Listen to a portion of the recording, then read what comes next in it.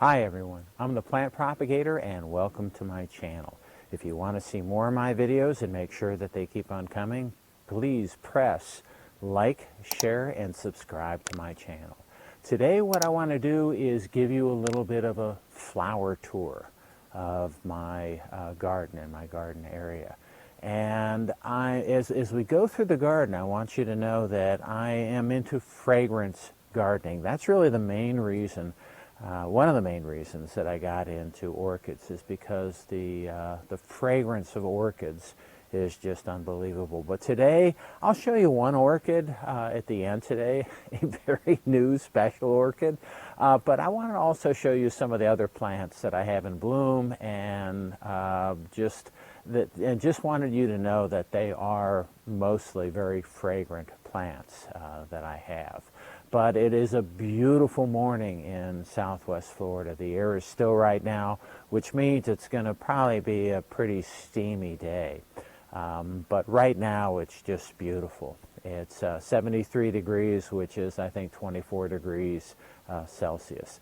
The plant that I have behind me that you can see, and in front of me and right next to me, is an Allamanda, and this is one of my favorites. It's in pretty much full bloom right now. It's doing really well, and the blooms are really nicely fragrant. It's not really an intense fragrance. You have to get right into the bloom in order to really see what's going on.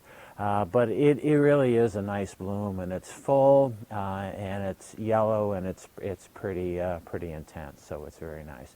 I do want to mention also, before I move forward too far today, is that I am wearing my Society for In Vitro Biology shirt, and this is a group that used to be formerly known as the Tissue Culture Association. It's a group that I was involved with for many, many years. Many of my good friends and colleagues are associated with this group. I'm still a member, of course, and the annual meeting is June 4th, so coming up next week in San Diego. And I'm not going to be there, so if you're a member of the society, I'm sorry I'm missing the meeting, and I miss you guys, and I wish I was there. But anyway, have a good meeting. Again, the Society for In Vitro Biology meeting in San Diego coming up next week. All right, so what I want to do is get behind the camera and show you some of the plants that I have, some of the flowers in my garden in Southwest Florida, and kind of share with you maybe a little bit of the history behind these plants and see if I can describe some of the fragrance. So let's take a look.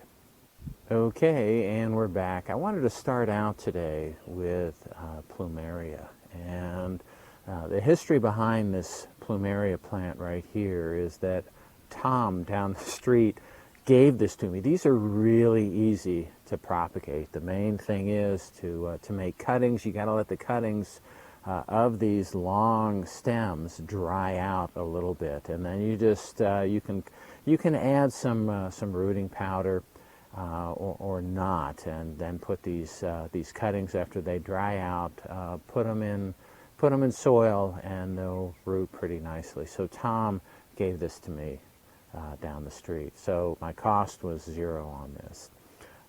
This is a really nice flower.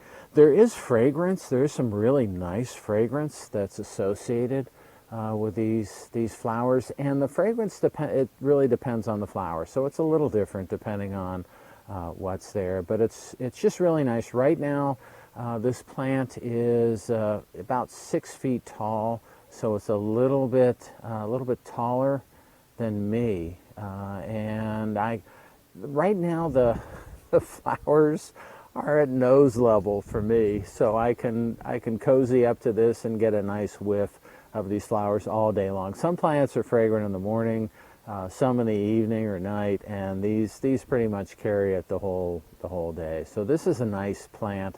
This thing it'll get big. It'll be over my head. So anyway, that's the first flowering plant. The next plant is right at the base of this plant, and this is a This is a daylily, and this is a double flowering daylily. And right now this is past peak a little bit, but I took a video earlier showing what the flowers look like when it was pretty much in peak. And the nice thing about this plant, it's a double flower, which is a little bit unusual for daylilies, but you know, they're around.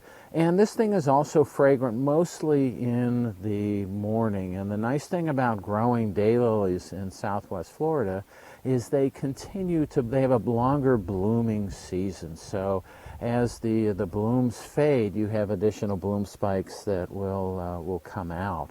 And this is not what happens when you grow daylilies in the Midwest. It's a little bit more of a limited flowering time. And again, daylily is known because the blooms only open for a day. I have another nice daylily in the front of my house that is red. And that daylily at the front of my house also, I thought it was done, but it continues to flower and continues to put out new bloom spikes. So I'm pretty happy with both of my blooming daylilies. And the red daylily is also, it's a little bit more fragrant than the double pink daylily. So it's pretty nice. And I should mention that all of these daylilies were given to me by a colleague, Kevin, who has been a daylily breeder for many years. All right, moving through my garden then, I've got a lot of periwinkles blooming in my garden and just a variety of different colors that are right now blooming. There's a Mexican heather plant right there, which has been with me for many years. But again, more of the periwinkle or the vinca shown right here. And the nice thing about periwinkle is that it really can tolerate the conditions here really well. It stays with you for a long time, and this group, this bunch, you can tell there's different flowers in there. What happens is these things the flowers will pollinate and they'll reseed themselves. So you've got variations of the same flower color that are within a group. So it's really interesting to see what comes out of this, because they reseed and you get different mixtures, and you get some tall plants and some not as tall plants. So you get a variety of different things that are in here. And here that same plant had, I guess, spread flowers all the way over here. So just a nice flower overall. No fragrance, I should say, on the periwinkle. I have a Duranta. This plant right here that looks kind of sparse right now is a Duranta. And the Duranta I purchased because, and it's sparse because it's shaded by my palm trees. But this Duranta is nice. There has these really delicate blue flowers and a really nice fragrance associated with this. So it's almost like a baby powder sweet fragrance that's associated with the flowers on the Duranta here. I also, just so you know, let me see if I can get a little closer on some of these flowers, and it might not work, especially in the wind. But the flowers aren't really that special or noteworthy, but they are fragrance, especially when you have the larger branches of a larger number of flowers. Also on the base of this Duranta, I have a vanilla orchid growing, and right now it's still pretty small. See if I get a picture of it right here. So that's my vanilla orchid. Doesn't look great, but it'll come. It's got a new shoot growing out on it. As we go through, you see more of the vinca, the periwinkle, growing right here. And again, these guys just tend to do well, and they reseed themselves. Moving over a little bit to this area, this is one of my native plants, and this is tropical sage right here. And I mentioned to you about the periwinkle seeding itself, and this guy is really good at seeding itself. So you look down the flower spike, and those are all those are all the seed capsules that are right there, and they'll spill out, and then if you take a look at the base, you know, around the bottom of the plant, you got to be careful. This thing really really grows, and it really tends to be pretty aggressive. This is, again, but this is a native. The nice thing about this this native is that it really draws the butterflies and the flower. This is in the mint family. The flowers are nice. It's not fragrant really at all, but it is a real butterfly attractant. And the flowers are nice, but it is a native plant that I plant in the park that I'm associated with. So it's pretty prolific and pretty aggressive. So there's a new flower spike coming up there, but it tends to do really well in this environment. I do want to show you just one more. Actually, there's another vanilla orchid that's growing up the base of this palm tree. And then we have another small, this is a small flowering vinca or periwinkle, and this is tending to do well. I've propagated this from cuttings quite a bit as well. Okay, I did want to show you this, and this is a Bougainvillea that is pretty much just stays in the background, but it's really a really powerful and vigorous grower. It's growing on top of my shed here, and the flowers on the Bougainvillea, this purple coloration that you can see, is it's from the bracts. These are actually, I think, colored leaves. So the flowers themselves are located within these, and they're the white. I don't know if you can see the white flowers that are inside these bracts. But this is this is in bloom a lot, and it's a really nice plant. It covers my shed and keeps things really cool. And a little bit of the history behind this plant, like you see, it's pretty big.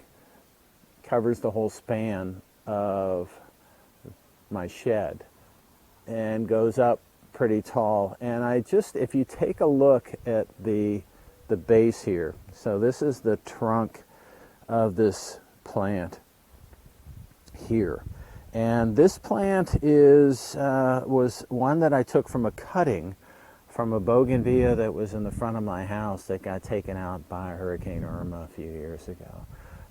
But this I propagated, so I grew this from a cutting, and I just took a new cutting, and this was a little tough to root, but you just take a green cutting from a stem like that, you remove most of the leaves, putting rooting powder like I've shown you previously, and then put this in soil, and then it takes a while to root, but it does, it will root. And what I ended up with over quite a few years is look, I mean, that's a big trunk right there. That's a pretty big trunk. And that was one that I took from a cutting. So again, really fascinating story behind this, and I kind of formed it into a tree that has done pretty well.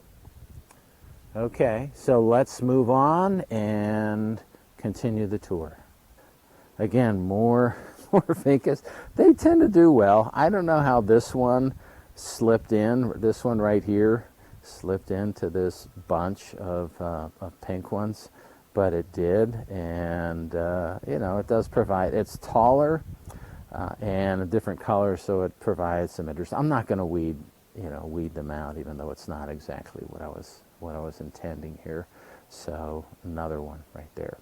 All right, moving on, a not so nice looking geranium. I thought that this thing would do well. I thought, okay, how hard can it be to grow a geranium here? But something is eating this. As much as they smell, and not in a good way, I'm surprised, but something is enjoying munching on my geranium, so not quite the flower that I had intended. Okay, so one thing the last thing I want to show you as far as flowers in my garden is this new guy right here. And this is one of my newest acquisitions. This is from RF Orchid. And I really, really do like this plant. This is wonderfully, and I'm sorry about the backlighting and you may not be able to see it very well. Let's go over and take a look at this flower. But this is actually a vancoanthe. Let me show you the tag here. It's a vancoanthe Memorial Holland Tan amethyst spots. And this was one that Michael suggested to me. And this is, I'm growing it right now, but in 2 days this will be on its way to the home of the plant propagator Junior.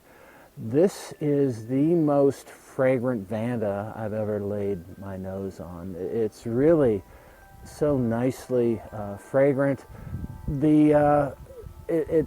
We'll see how well it does in her hand. She has more Vandas than I do, and again, we'll see how it goes. The other thing about it, just to show you, is that at the base of this thing you can see, or maybe not well, but there's a keiki growing out of it. And what I wanted to do before I sent this to her was cut the keiki off, and as I was going through the basket here, I found another small keiki in there that I removed for myself. It's tiny, so it'll be years before it gets to a nice bloom. But the fragrance on this is, it's like Sherry Baby. So it is a chocolate, vanilla, really sweet, strong all day long. This is a wonderful, wonderful plant and flower. And the flowers are not huge, but I tell you, this is a great plant. So I'm going to mount the keiki on one of my palm trees, which is a shame because I'm not going to be able to bring the fragrance inside my house. But that's just how it goes. So anyway, that's all I have today. I just wanted to give you a show of some of the flowering plants and ending up with this really nice Vanda. So that's all I have for today. I hope you enjoyed the flowers in my garden, and happy propagating.